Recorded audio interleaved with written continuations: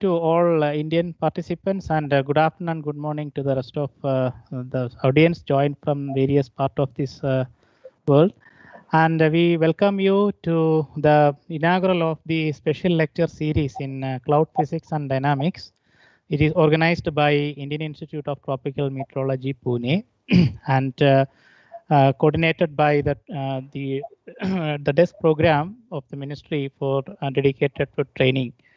And so this is a special lecture series initiating today, and hope to continue for quite some time with one speaker a day on a specific and well-defined topic in cloud physics and related dynamics.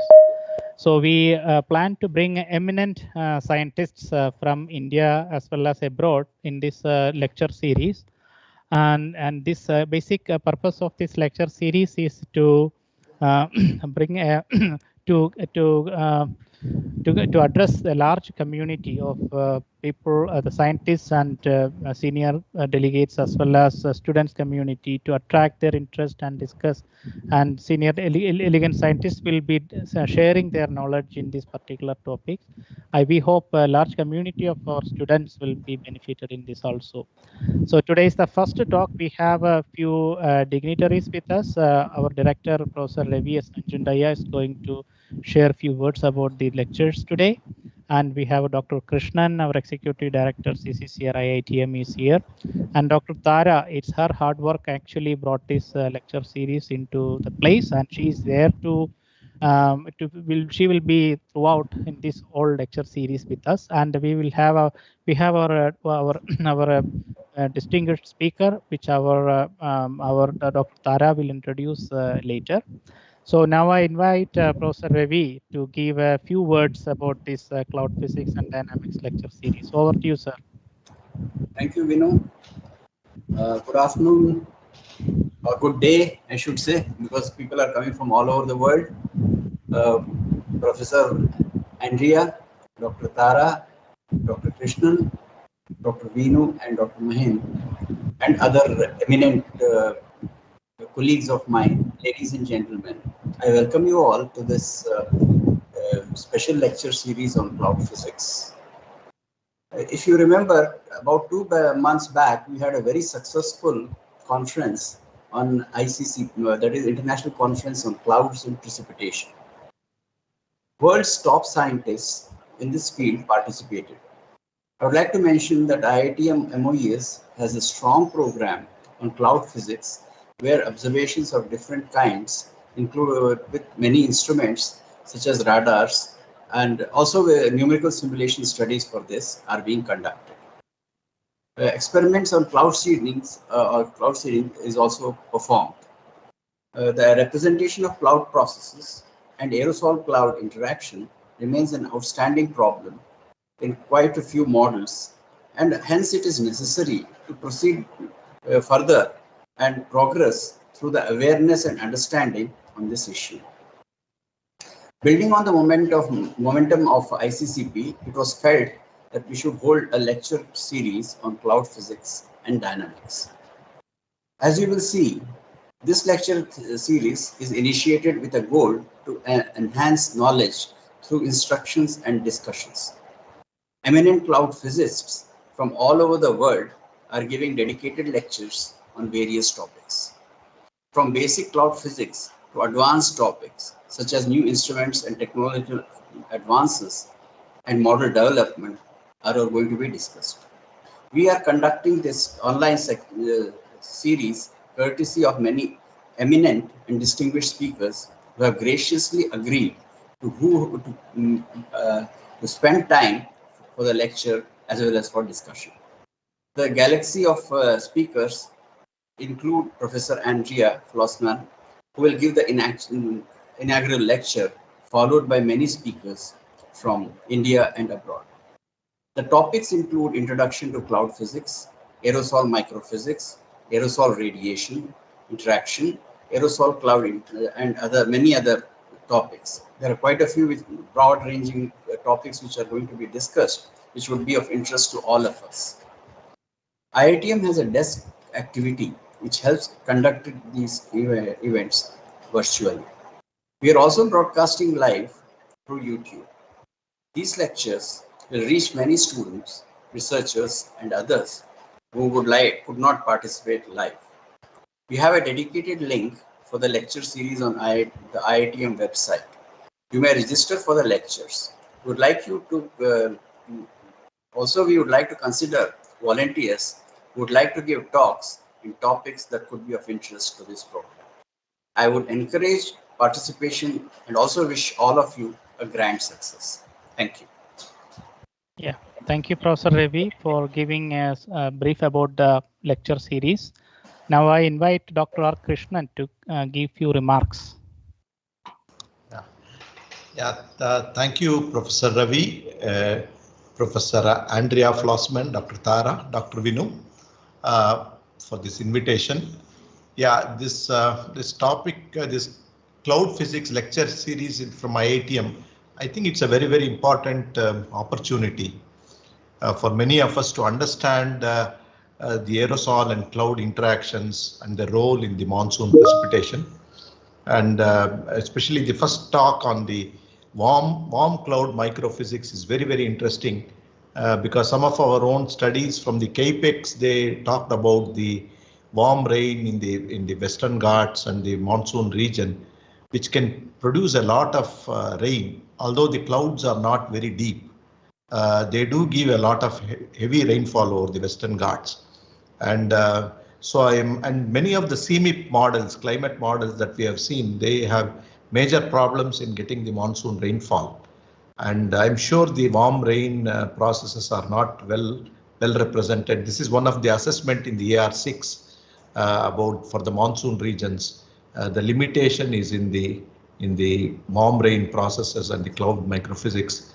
And it's very nice to see Professor Andrea Flossmann's talk on this very important subject.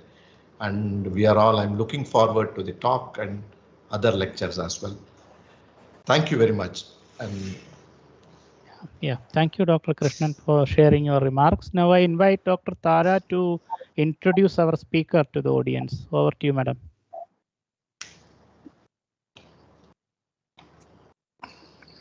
Thank you, Vinu. And a very good morning and good afternoon and good evening to everyone who is listening and everyone on here. And I would like to thank our director, IITM, and the MOES for this wholehearted support for doing this lecture series initiative. And several of my, I'm just representing one, but several of my colleagues are involved in this activity. They will come later on. And it's a very collective effort. And our intention is to sustain this activity over several through several interactions and follow-up talks, etc. And we will, we will approach also to give talks in the future. So I also want to thank Dr. Krishnan for joining and giving a nice remark on the activity.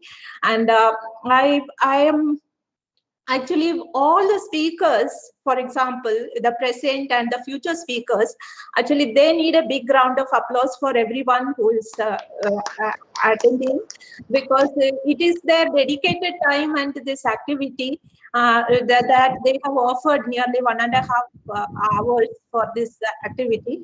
And sometimes it is early morning, sometimes it is late night for them. We really appreciate this. Thank you so much. And this is an event where the cloud physics community is coming together, where we will listen to several experts.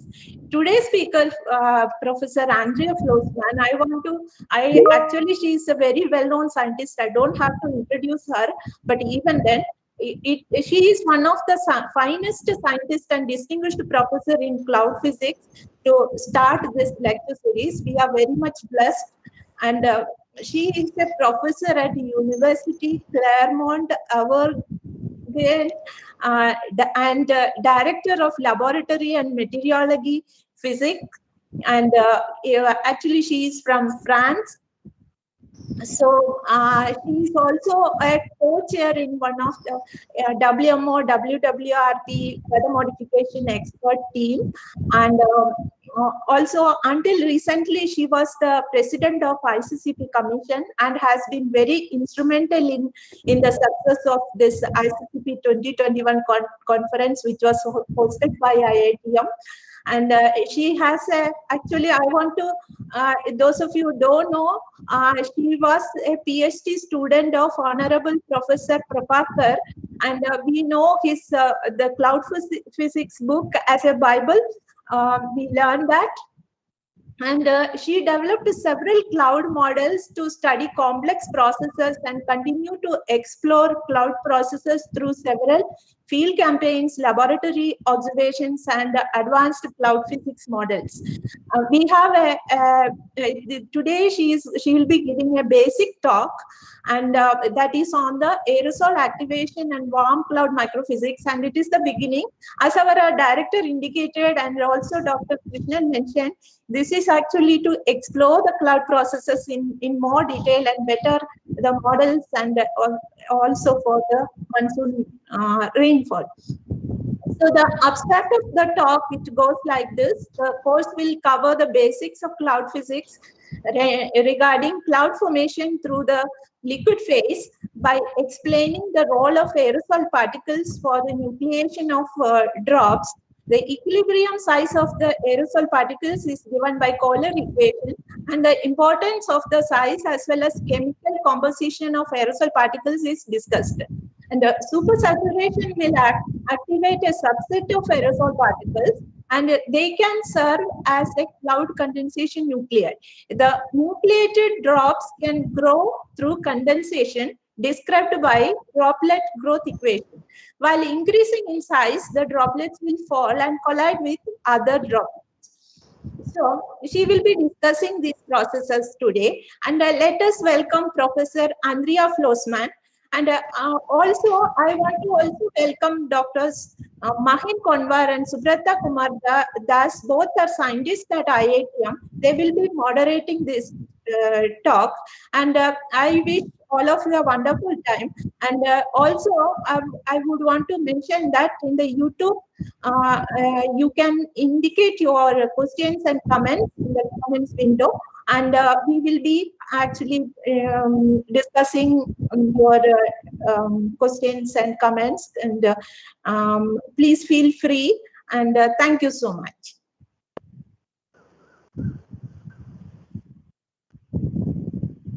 Yeah, thank you, Dr. Tara. Over to you, Professor Andrea. Okay, so it's my turn now. Yes. So, hello, everybody, and thank you very much for the invitation. I hope that the sound and the image is okay. Also, what you see here, don't be astonished, because it's a little bit different than a PowerPoint presentation, because I'm using an interactive whiteboard, which allows me to write on the screen, and it helps for explaining better certain features. There you see, it's in fact a view of our mountain observatory in France, as Tara said. So I am very honored to open this physics lecture by, in fact, a basic cloud formation lecture. It is basic, but it's not completely basic. So we need some prerequisites. You should be familiar with Clausius-Clapeyron equation, which gives the saturation vapor pressure as a function of temperature. The figure that you see here copied is from the book of Prupacher and Klett, as Tara already mentioned. I'm using mostly figures from his book and some figures from the book of Rogers and Yao. So excuse if I don't have the reference under each figure, but they should all be found in the mentioned books. So another equation that we will need is the Laplace equation of capillarity, which is a physics equation giving the relationship between internal and external pressure over a curved surface. This we need. And what we need also is some knowledge on aerosol particles. You should know that aerosol particles can be found everywhere in the atmosphere in various concentrations, but always at least 100 particles per cc. They are formed either naturally by a mechanical generation, or they can be formed via gas to particle conversion. Then they are very small in size and can grow through aggregation and additional gas uptake. So the different modes known in aerosol science are listed here. So I hope you're familiar with these two bases, because that will allow us to go immediately inside. Yeah, this is another one just on the number. I can make this bigger. So we know that we have aerosol particles everywhere, in urban, rural, marine, but also in very remote Arctic backgrounds, in various number mass concentrations with different radii. And this is just another figure of the size distribution. So now let's see how this helps to understand cloud formation.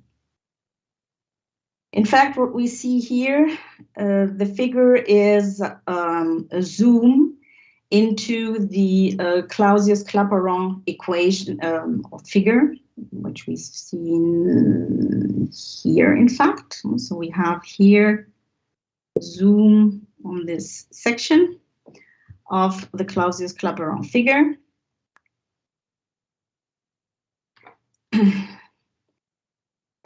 Which gives the saturation vapor pressure as a function of temperature. Generally, the air is in a water subsaturated environment, which is on the right-hand side of the figure. And in order to form clouds, the air has to become saturated, eventually supersaturated. The atmosphere provides different ways to reach the water saturated state.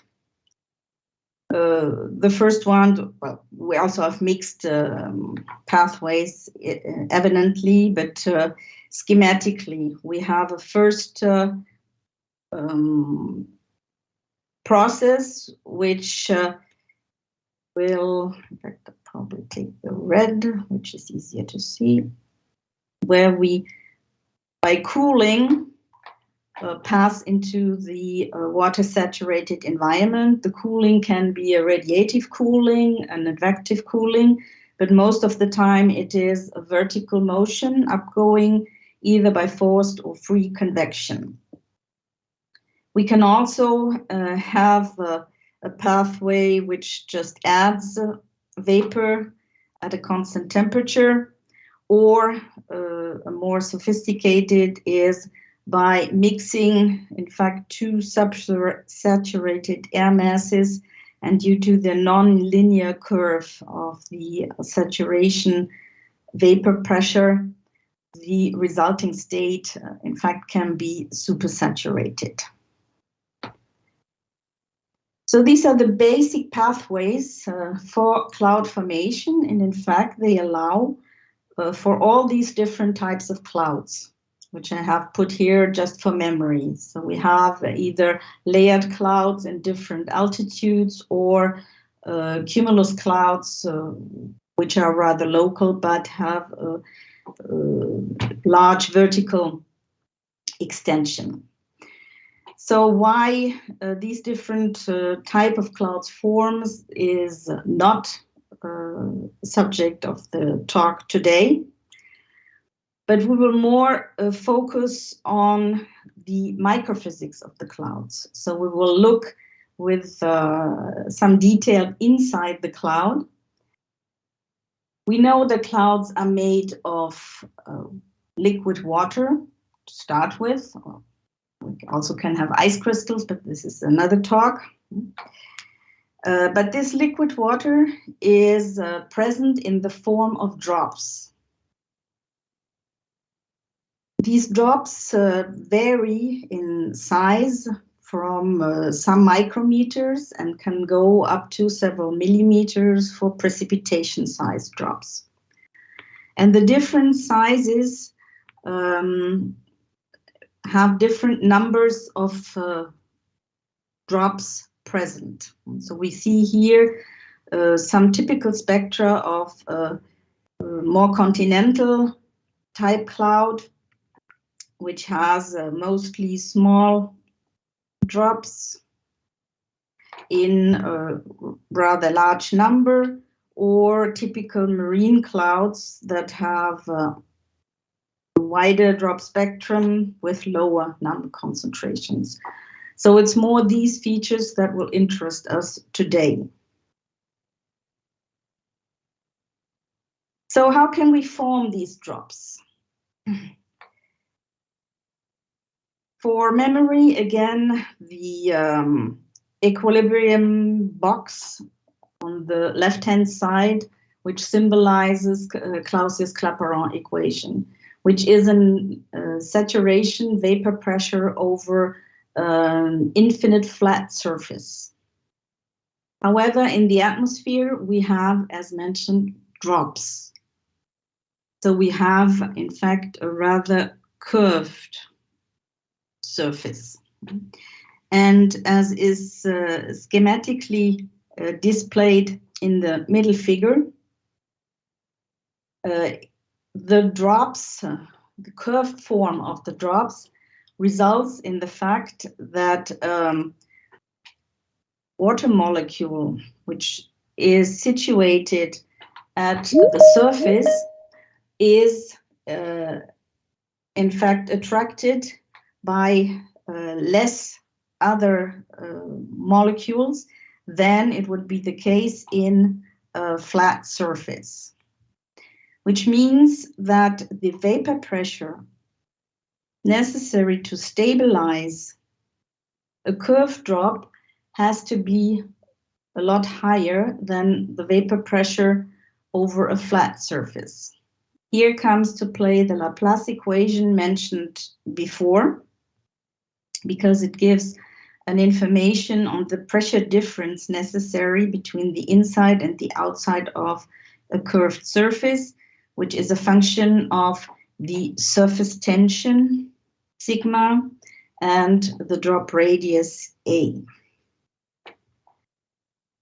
If we apply this to a drop in the atmosphere and integrate this equation, we obtain the equation in the given form, which is the vapor pressure over a curved surface is increased with respect to the vapor pressure over the flat surface, which is this here. This is the Clausius-Clapeyron vapor pressure, by an exponential term, which is a function of the drop radius. We have a graphics which explains, which visualizes this form here. And it tells us that the smaller the drop, the higher the vapor pressure has to be to stabilize this drop. The table next to it, it gives, in fact, the same information, only in a more mathematical point of view, meaning that the flat surface has a radius of infinity. However, if we have finite drop radii, we see that the smaller the radius becomes, the higher the vapor pressure necessary to stabilize such a small drop. So why are we worried about that? Or why is it important? Well, if we condense water from the vapor phase, in fact, we have to convince a small number of molecules to stick together. And in the table, let's say we start with 9 molecules, which is a rather small drop with a rather small radius.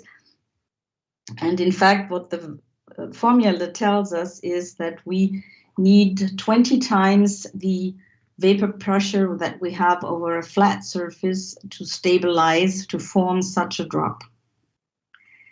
This is obviously vapor pressure that we do not find in the free atmosphere.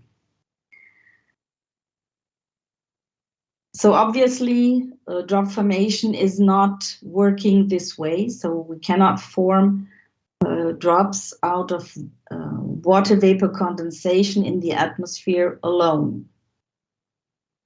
We need to provide an already existing surface which is sufficiently large so that the condensation can take place.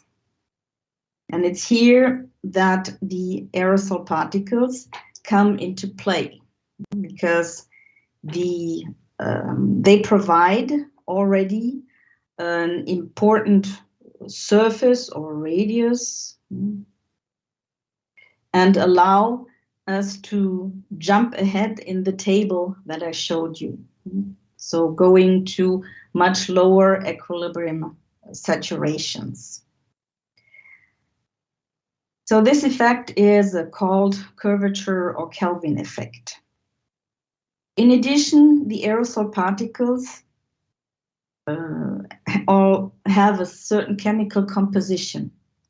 They can be made up of insoluble, for example, silicate material, but often they have a soluble component to them. Because some gases have condensed onto the surface, for example. And we know that salts attract humidity. So this solute or so-called Raoul effect will decrease the necessary vapor pressure. And the equation that describes this, in fact, the difference between the vapor pressure of a liquid that has salt in it with respect to the pure water is given by an additional term, which is also called the activity factor. And the activity factor can be calculated from the chemical composition of the aerosol particle. So with respect to its size and its solute fraction and the type of salt that we have. So in the molecular weights, the masses, and the chemical information. I come to that later. So these two effects, in fact, appear combined in the atmosphere and can be formalized in an equation that we know as the Köhler equation. So it's the combination of the Kelvin and the Raoul effect.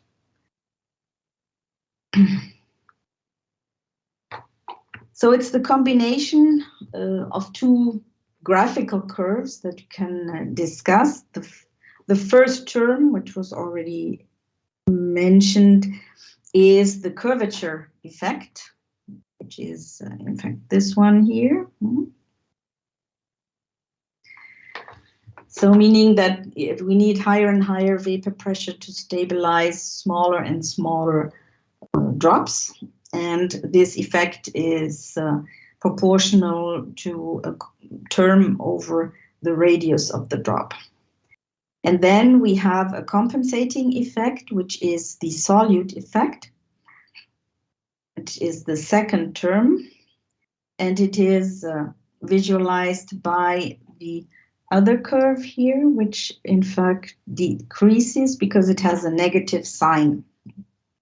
And it becomes more important the smaller the drop, but with a dependence which is roughly at 1 over radius cubed. We have here also some explanation on the different variables that appear in this so-called Curler equation.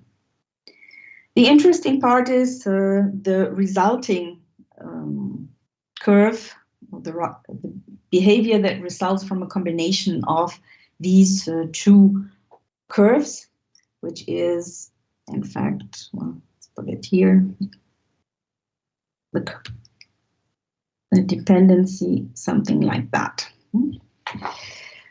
which is, in fact, dominated for the very small particles by the solute effect, and by the very large particles by the curvature effect, and experiences a maximum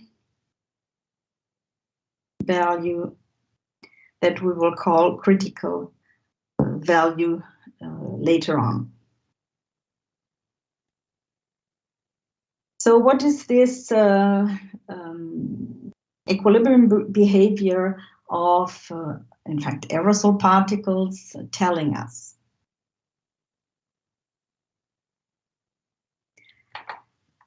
So we have here, in fact, two parts of the figure. The left-hand side, we discuss in the behavior of haze droplets or moist aerosol particles for a non-saturated environment.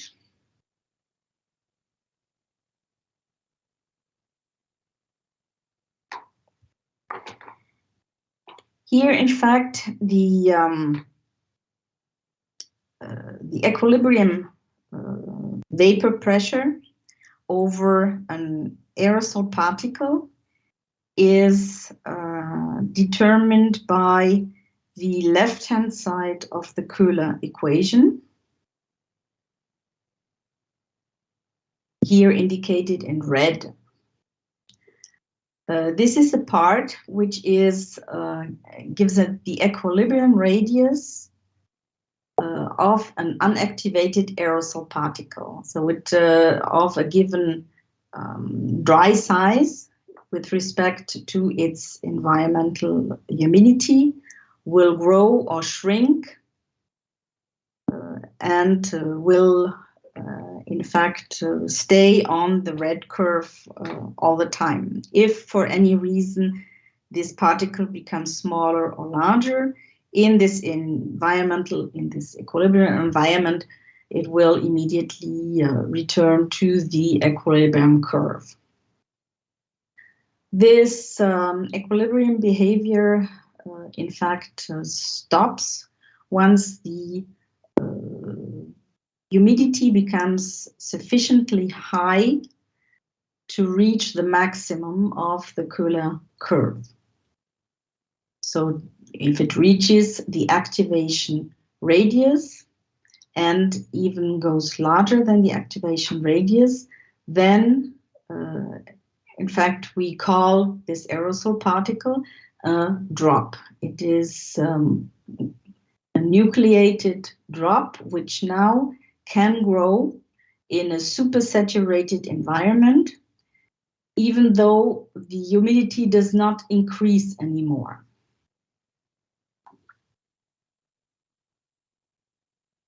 So meaning that any particle that has exceeded its equilibrium size will be called an activated drop. So the maximum radius of the Köhler curve is in fact the information to tell whether an aerosol particle has been transformed into a drop or not. A table with different activation radii are given here below.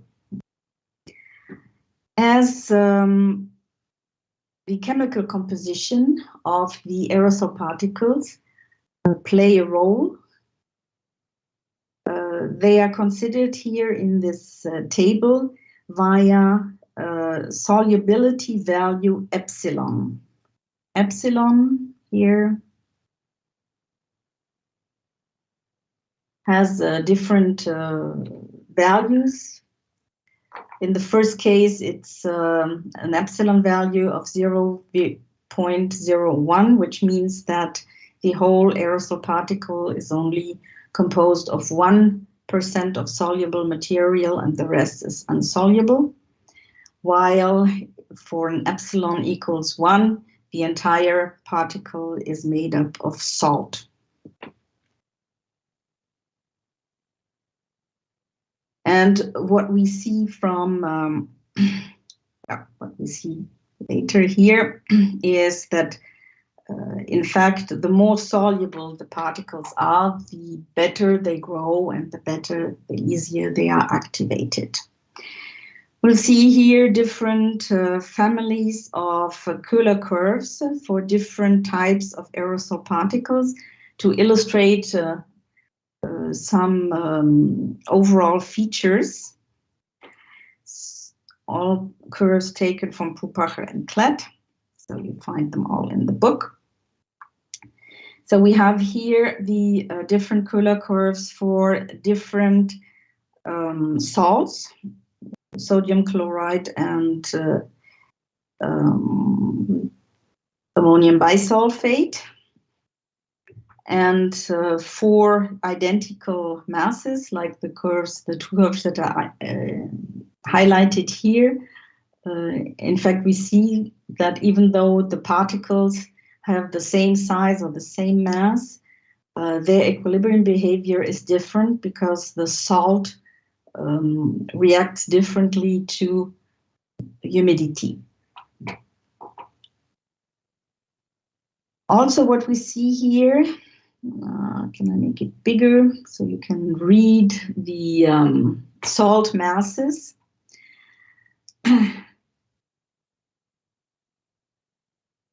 The family of curves that we have here, we have a bigger salt for the curves 5 or 9. So these are the ones with 10 to the minus 12 grams. Their Köhler curve is rather flat, but because these particles are already very big and their equilibrium behavior around 100%, which we have here, the relative humidity of 100%, is there is not much additional humidity necessary to stabilize such large particles. While for much smaller particles, for example, the 2 and the 6 curve, which is an aerosol mass which has is, several orders of magnitude smaller, there the Köhler curve experiences a much higher maximum, indicating that we need a lot higher supersaturation to activate these aerosol particles.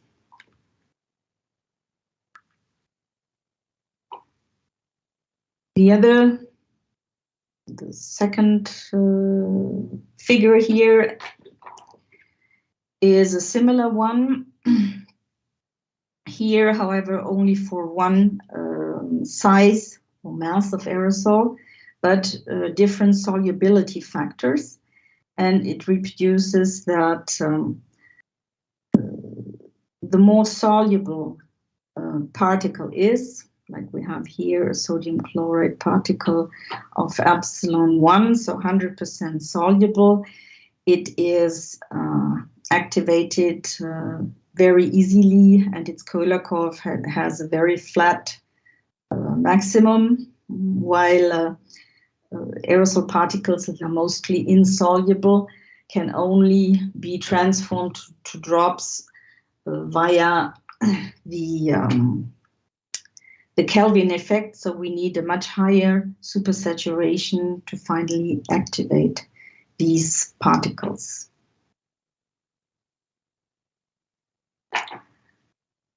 So I hope some concepts have you were able to retain some of the concepts, which is that we need to go from subsaturated to saturated and even to a little bit of supersaturated air to form drops, that we need particles that provide the nucleus for a cloud drop, and that it depends on the size and the chemical composition of the aerosol particles, how easy it is to be transformed to a drop. And it can only be transferred to a drop if the vapor pressure exceeds the maximum of its Köhler curve. So now let's see how this operates together to finally give us a whole cloud and not just one individual drop. So here I show you some very simple modeling results, but they are just for illustrating the behavior of a number of aerosol particles together. So we have here case for a continental aerosol particle distribution with roughly 1,000 particles. This is the dry distribution, the spectrum of the dry aerosol particles. These particles are assumed to be 100% soluble. So if we start out at a non-saturated air mass, so let's say the humidity is 99%, so not yet 100%, not saturated, then all particles are on the stable part of the Köhler curve. So if we remember, we are talking about this part of the curve. So they have an equilibrium size on this part of the curve, and all particles grow a little bit by taking up moisture. So meaning that they are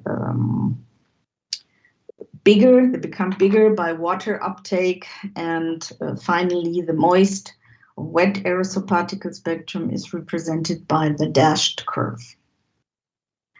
Now, a process, as we've briefly mentioned at the beginning, so a cooling or a lifting or radiative cooling or forced lifting, or another process that cools the air, that the way that it becomes saturated or supersaturated, will now bring certain of the particles to sizes bigger than their activation radius. This will mainly concern the big aerosol particles, as their Köhler curve has a lower maximum than the smaller aerosol particles. Meaning here that all particles may be larger than, here, some threshold value, will now be transformed into drops. This we can see in 30 minutes later, because in fact the aerosol particles, the spectrum has changed, and we only have the small aerosol particles left here, and all the bigger ones have been activated to form drops, and the drop spectrum will be here. And we have here the liquid water distribution. So we have here a small cloud that has formed with a mean droplet radius of about 10 micrometers. So this activation of aerosol particles to drops has reduced the total number of aerosol particles by 80%, and has, in this example, formed 740 drops, which are here 740 drops with a mean radius of about 10 micrometers.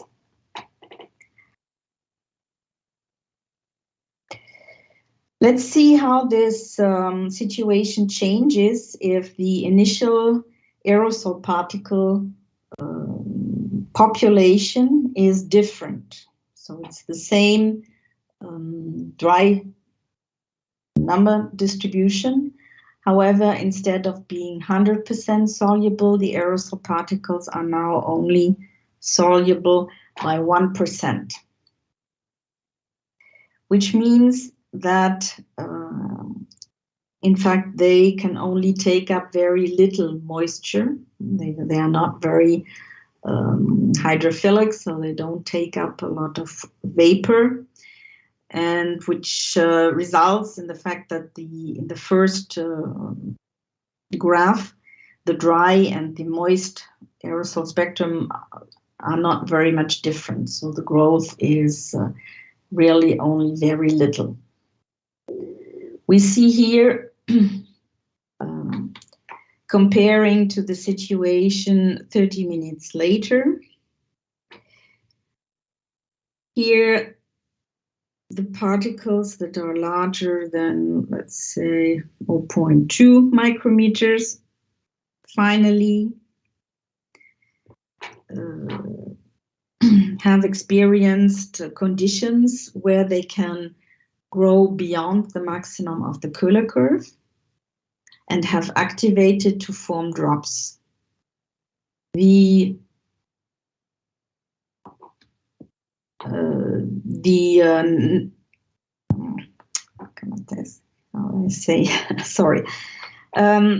number of activated particles here is lower. Why? Because their Köhler curve requires a higher supersaturation to activate them, and some of them, in fact, will not make it. So the number of aerosol particles that stay unactivated in this case is higher, which we see in the bigger spectrum that stays behind. And if we compare this to the drops that are formed here, we see that we form less drops with respect to the first case. So instead of 740 drops, we only form 460 drops, a lot less. But one thing which happens is that the less drops can benefit from the water vapor which is available much better and become bigger.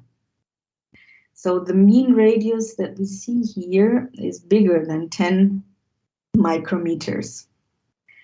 And we also see that in the course of time, finally, some millimeter drops have formed. So the processes that form them, we will discuss them a little bit later. But it's in fact a consequence on the fact that the drops are larger, can grow larger by condensation, and the formation of raindrops can be triggered. A last example, we take a completely different spectrum, which is maritime. It only has 100 particles, and they are highly soluble, which we see again in the difference between the dry and the moist spectrum, because it can take up a lot of water. The activation will convert almost all aerosol particles to drops. So here we have 92 drops. Keep in mind that initially we just had 100, so there are not many that stay behind. And the drops that are formed are even larger because there's still, again, a lower number of drops which can grow more efficient, become bigger, and we see that in the end we get a lot more of precipitation-sized drops. So what is the conclusion from this? I hope I explained that we need aerosol particles to form drops. It's not possible otherwise. And the composition of the aerosol particles is also important, at least how soluble they are. And together, the composition and the number concentration, in fact, will not exclusively, but they will co-determine if precipitation can be found. The total amount of water vapor that we have for condensation, however, this is something that the dynamics provides. And so you have to have a sounding which will tell you how moist your atmosphere is. And then the number of aerosol particles will tell you how many cloud drops you can form and if they can grow to raindrop size or not.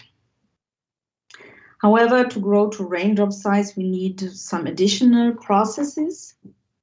In particular, we need the condensation or growth of droplets because we have just activated them, but in fact now we need additional condensation or growth for them to grow further, so just from the aerosol nucleus to become a real full-blown drop. To describe this condensation or growth, in fact, we use the so-called droplet growth equation. The droplet growth equation is an equation which is composed of 5 individual equations, if you want. So what we use, the first place is the Maxwell diffusion equation, which is the first in the line. So we have a mass growth of the drop. So the drop is here in the middle.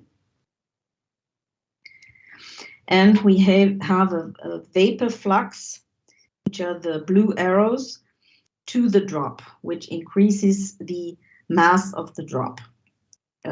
It depends on the diffusivity and the vapor pressure very far away from the drop and the properties directly at the drop surface. So which is the vapor pressure at the drop surface and the temperature of the drop surface. Which is in fact Fick's diffusion equation, which is behind this.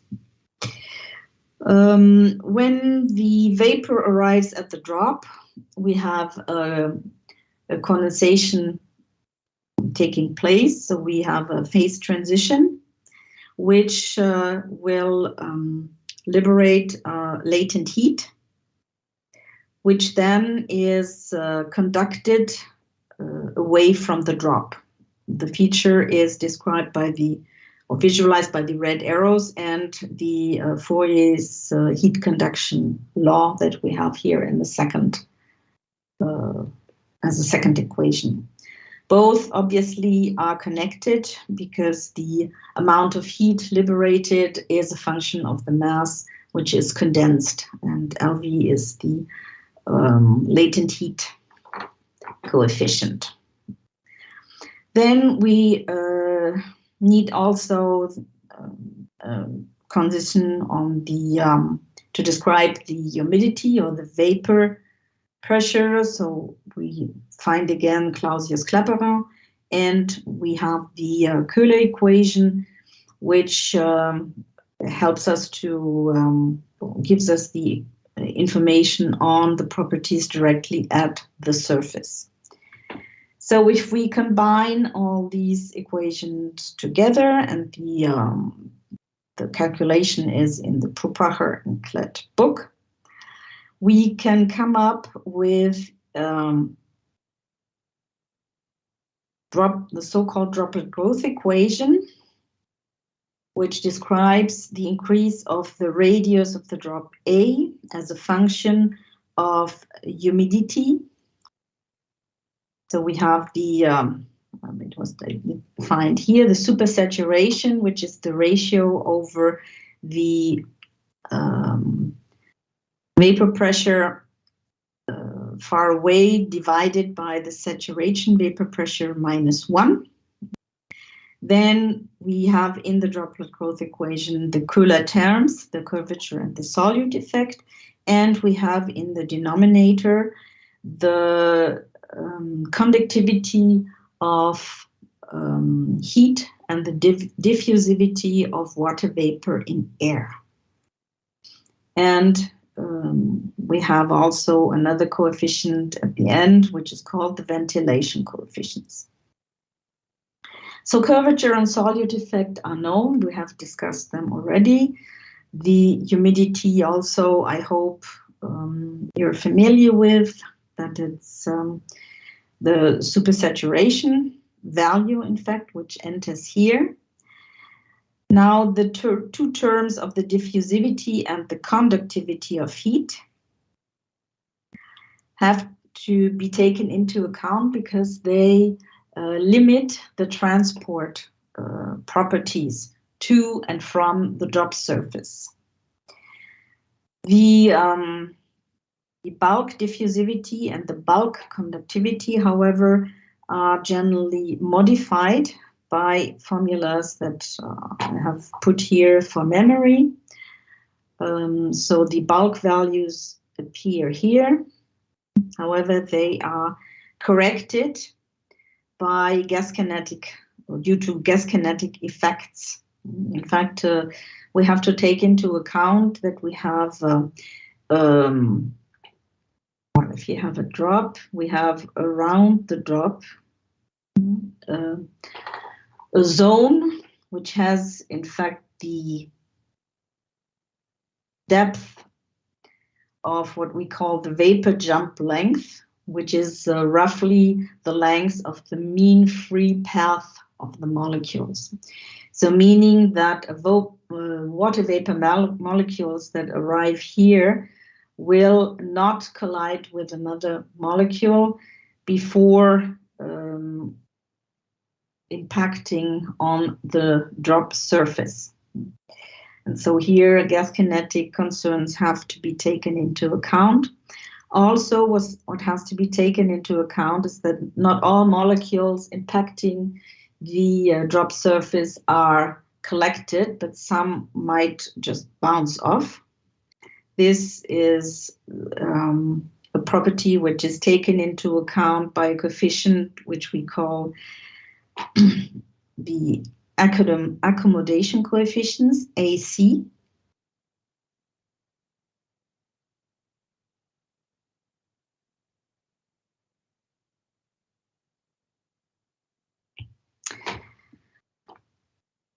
And we have here, in fact, one graph which shows us the mass increase of a drop as a function of time for given humidity value and temperature value as a function of this accommodation coefficient. And we see that this coefficient is, in fact, has some importance. If it has a value of 1, meaning that all molecules that arrive are captured, or if we have a value of 0.001, as we have here, where only 0.1% of the molecules are captured. So it, in fact, plays a certain role. For water vapor, we know that the accommodation coefficient is on the order of 0.04, which is a little less than 1, but on the long run, it's the numerical value, the result of the calculation gives roughly the same than for a value of 1.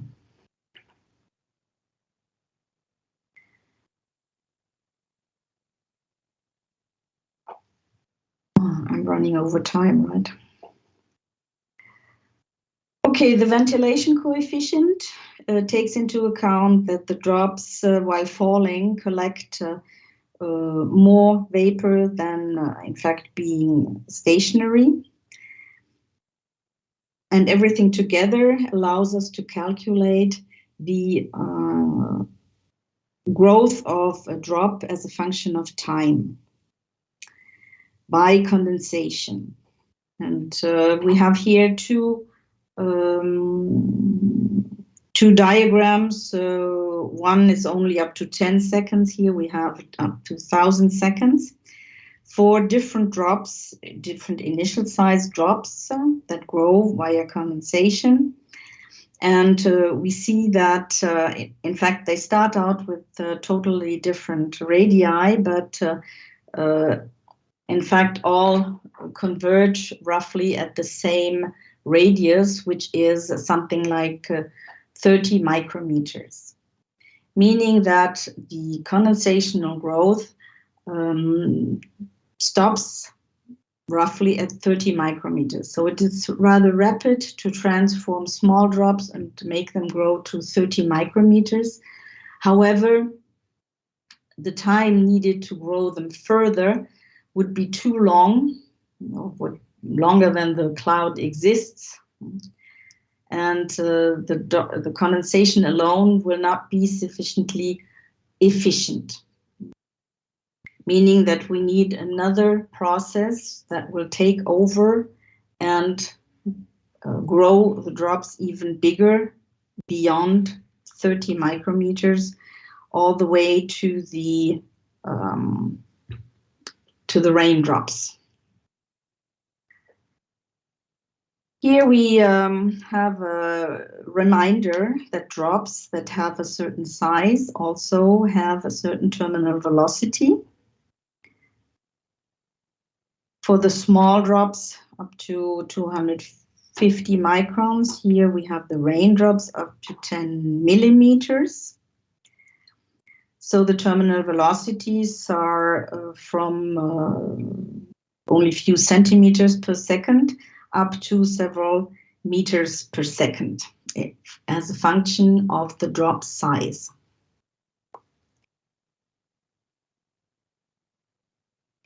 These terminal velocities, however, are very difficult to calculate them numerically because the flow fields around a drop are to calculate them numerically is possible for very small drops that are round spheres. However, if the spheres become too large, the drops will start to move, to oscillate, and the flow field around the drop is deformed. So an idealized flow field would be Stokes flow, which is on this side totally symmetric with respect to the drop, but in reality, in fact, we have a flow field which is somewhat deformed and will, if the drops become larger, create a rear circulation of the flow field behind the drop. And the flow fields around the drop induce also a motion of the water inside the drop. And so the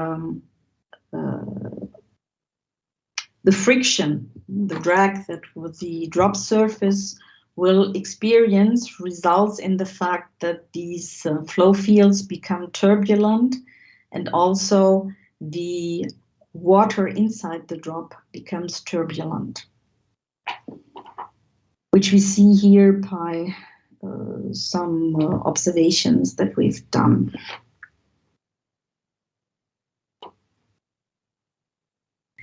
The drops will thus be deformed, as was shown by Prof, for example, in a wind tunnel, becoming more and more flat and also starting to oscillate, which makes it very difficult to calculate their properties analytically. And so we have to use here mainly observations to get fall velocities and behavior of these drops.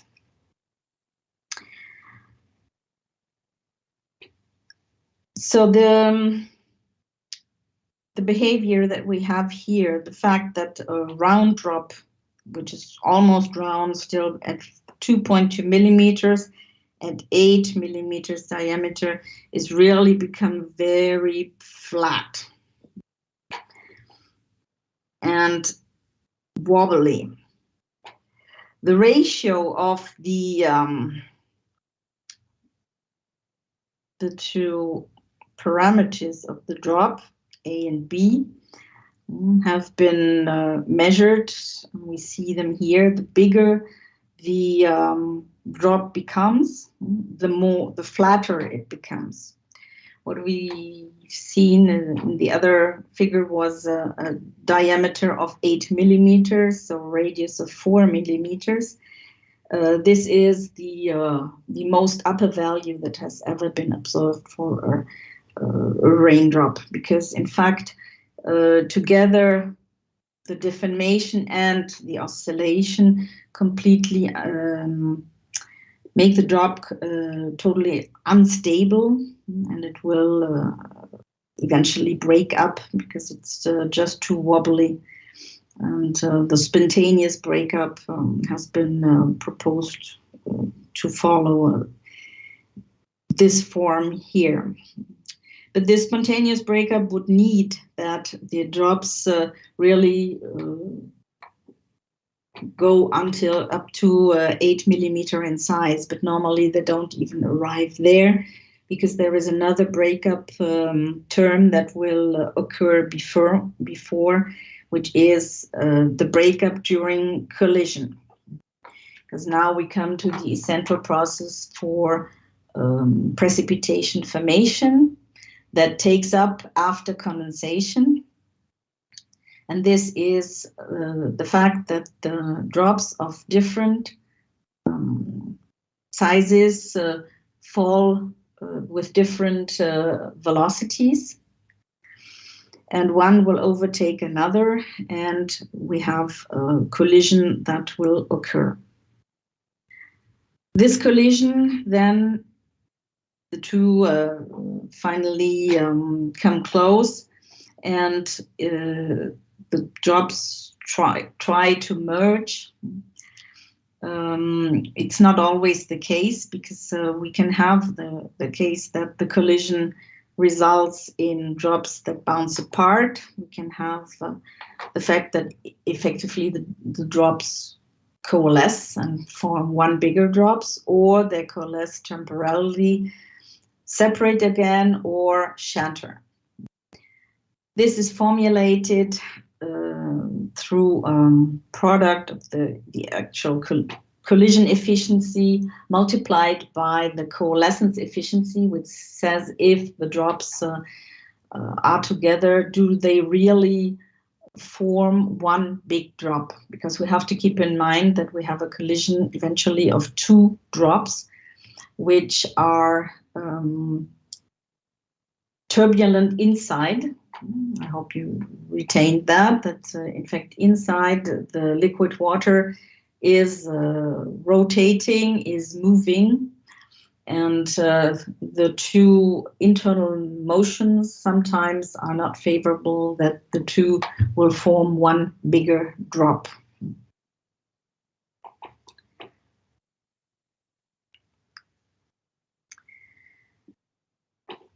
So these efficiencies, so how well a collision occurs between a big drop and a small drop, has also been studied experimentally. This is one of the curves that you can find in the Prof book. What it says is that drops have to have already a certain size to be successful in the collision process.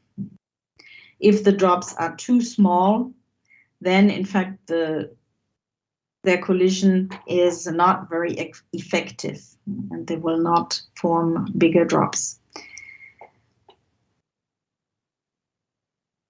Which in fact brings me back to the figures I've showed you after the activation part, because we had there different raindrop spectra which resulted from different activated aerosol particles.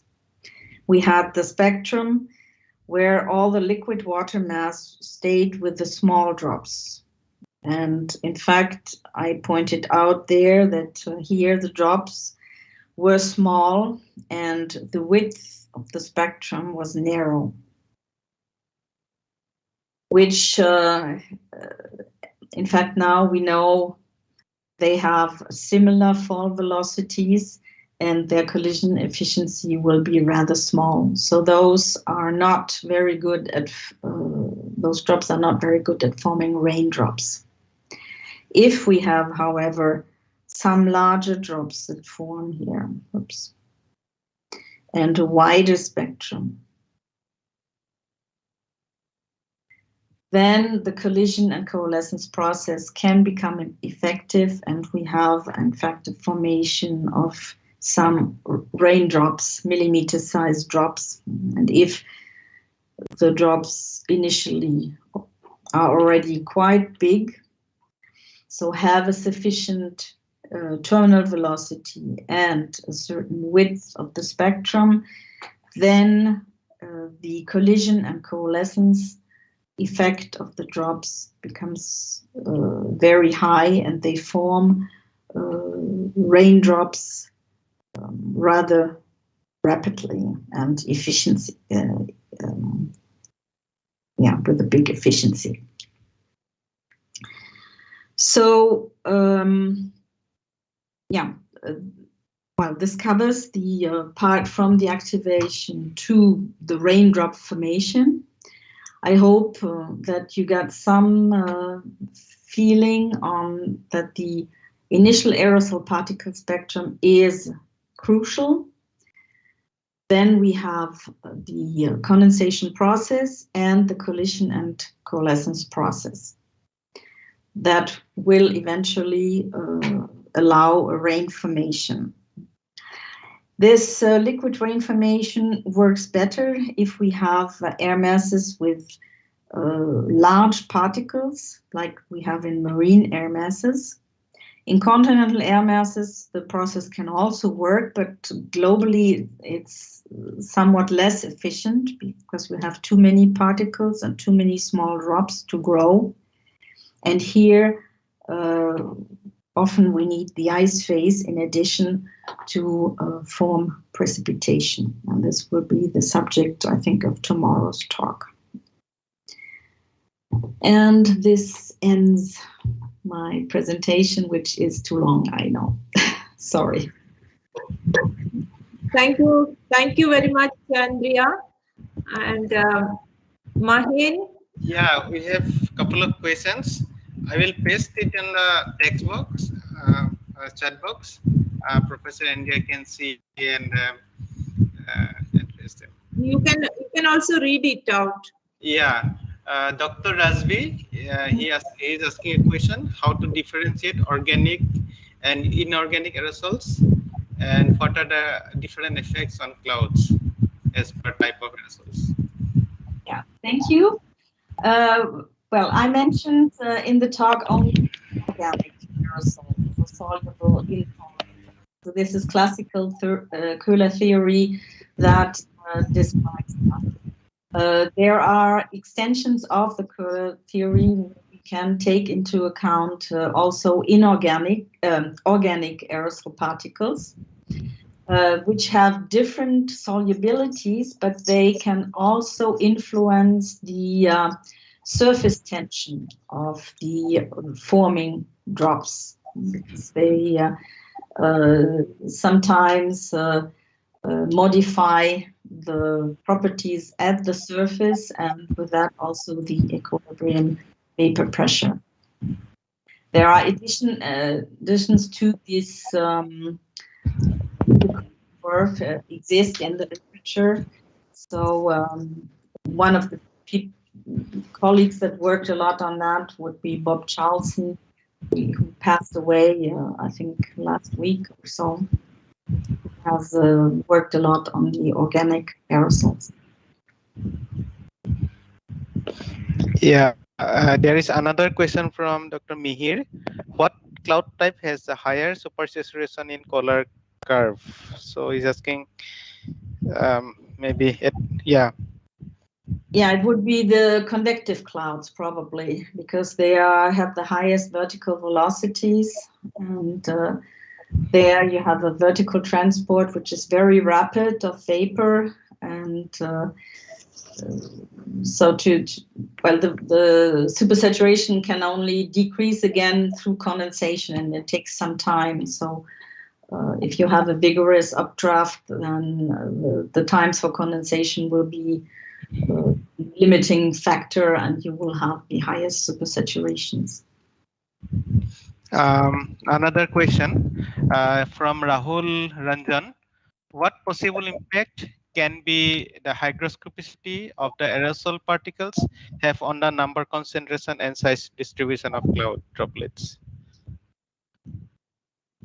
If your aerosol is very hygroscopic, then it will activate more easily. So you will get globally more drops, let's put it that way.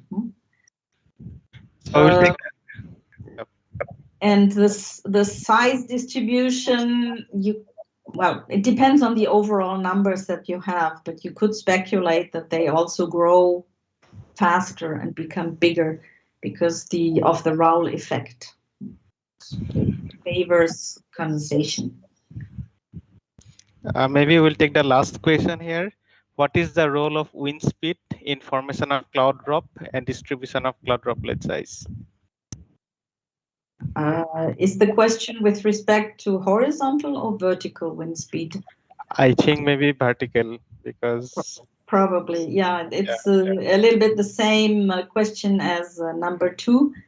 So if you have a very high vertical velocity, then you have a high supersaturation, then you will activate more aerosol particles and have more condensational growth.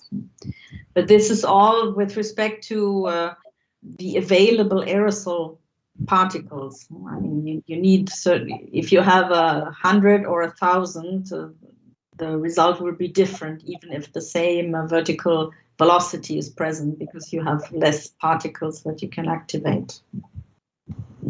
Yeah. Mahin, Dr. Krishnan has a question. He has raised his hand. Yeah, please, sir. Professor Andrea, thank you very much for that very, very interesting talk. I have one layman question. Suppose due to global warming, if the surface temperature increases, you will have more evaporation from the surface. At the same time, in the atmosphere, the cooling will be reduced. So saturation evaporation pressure will increase, vapor pressure will increase by 7% per degree warming. So what will happen to the activation of the cloud drops and the rain formation if the surface temperature increases and also the atmospheric temperature increases? Yeah, well, this is a very difficult question because the answer is not linear and straightforward. There are a lot of other effects that enter. So the whole interactive is probably for climate people. But I mean, what the results from the reports seem to indicate is that we have more number frequencies of extreme events, that we have more vigorous clouds, that we have higher upgoing velocities, more water that condenses. So all these things obviously can happen. But then also we have to take into account that anthropogenic influence might increase the number of particles that have been produced. So it's not a straightforward question. It's different elements that have to be taken into account. Thank you, Professor. Mahen, there are a couple of very interesting questions in the chat box. Maybe we should take a couple. Okay. Yeah, there's one question I will take. This is a question from Artur, Dr. Artur. What is the threshold between cloud droplet and raindrop in terms of diameter? So what is the terminal velocity of cloud droplets? Yeah, well, that was, let's go back to my, voila. So, well, obviously it's a continuum, but from the model point of view, we have taken a little bit the separation that cloud drops are the ones between 1 micrometer and let's say 100 micrometers. These are the ones that have a terminal velocity of less than something like 20 centimeters per second. So we are, in fact, we are here, 50 micrometer radius would be something like that. So 100 micrometer diameter. We have here like very small terminal velocity. And those are, in fact, the drops that are supported by the vertical upgoing, the updraft velocity. So to form clouds, generally we have convection forced or free convection, and we have a certain updraft. And these drops are generally the ones that are suspended through these updrafts and make the contour of the visible cloud. And the convention is that the ones that are bigger have a terminal velocity sufficiently big to exceed the upgoing vertical velocity and to be able to fall towards the ground. So those are the ones between 100 micrometer and up to generally 6 millimeter, 8 maximum. And there we have a terminal velocity that can be quite big, up to 10 meters. interesting question. How aerosols differs convective and orographic clouds? The aerosol particles are not dependent on the cloud. They are dependent on the emission. So it's the region or the air mass, the transport. Are you in an urban area, a maritime area, or a continental area? And then in this area, you can have convective clouds or orographic clouds. It can be the same aerosol mass. However, the activation probably will be different because an orographic cloud generally has a less updraft speeds. It's more smooth updraft with lower updraft velocities, and thus the supersaturations will generally lower than in convective clouds. There is another question on lifetime of cloud. Does presence of aerosols in clouds increase time for rain formation or decrease?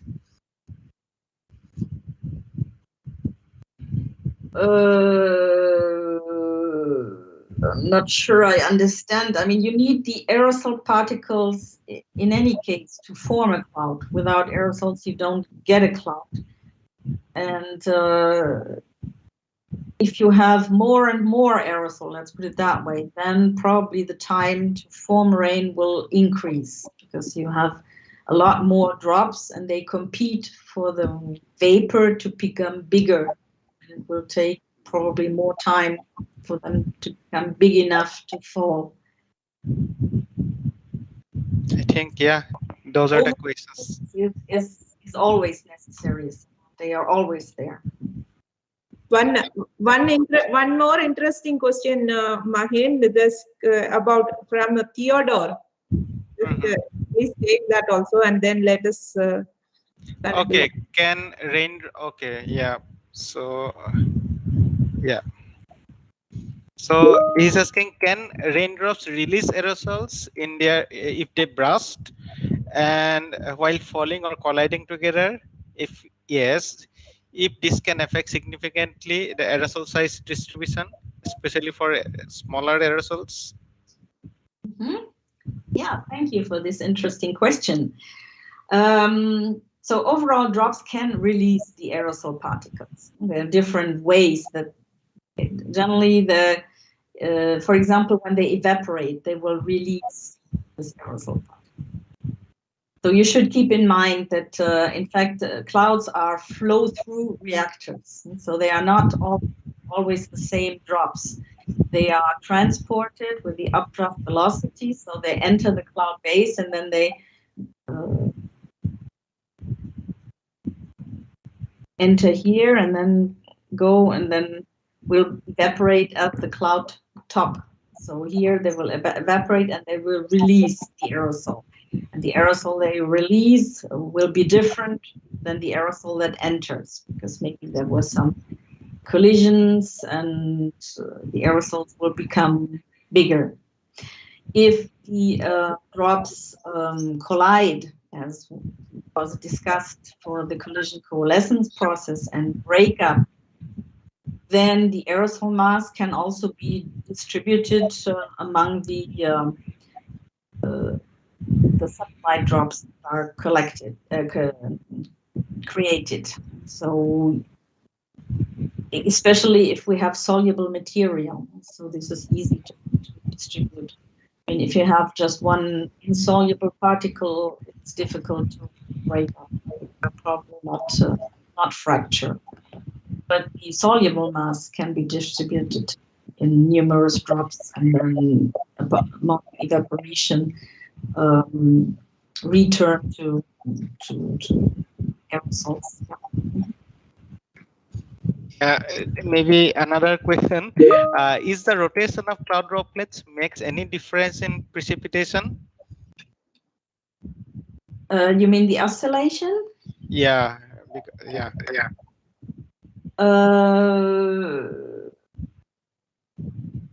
It can, yes, because they're kind of wobbly and have a distinct individual behavior, and from this, if they have a lot of oscillation, it's more difficult to stick together with another drop to form a bigger drop. In particular, this has been discussed in electric fields, because we also know that in the atmosphere we have electric fields and the drops can be charged. And sometimes these electric fields in certain conditions can make the collision even more difficult. Yeah. Yeah. Thank you. Thank you. Thank you so much, Andrea. And I think we have already taken up all the time. I'm sorry. No problem. And I think there are still more questions in the chat box, but someone more interested can contact you.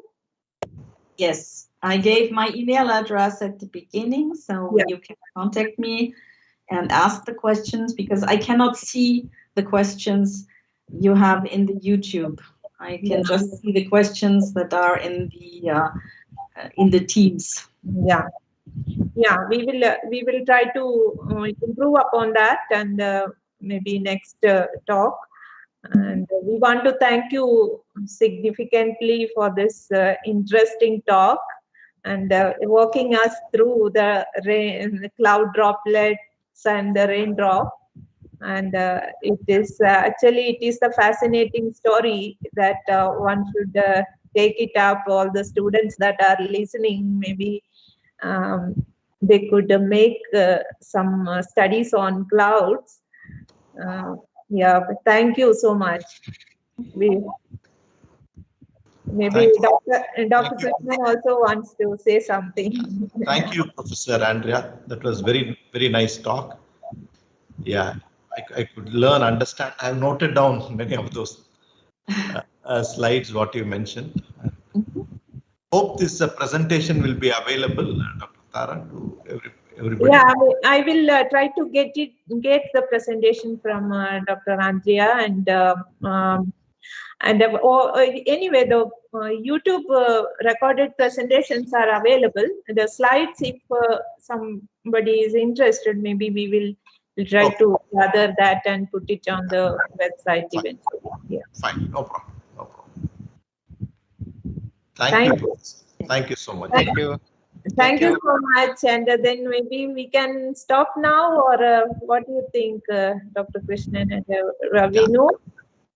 Yeah, we can conclude if session is over, and this YouTube link will be up for a long time in our channel. Yeah. Thank you, Professor Andrea. Thank you, Andrea. Thank you, Professor Andrea. Bye. Bye. Bye. Thank you.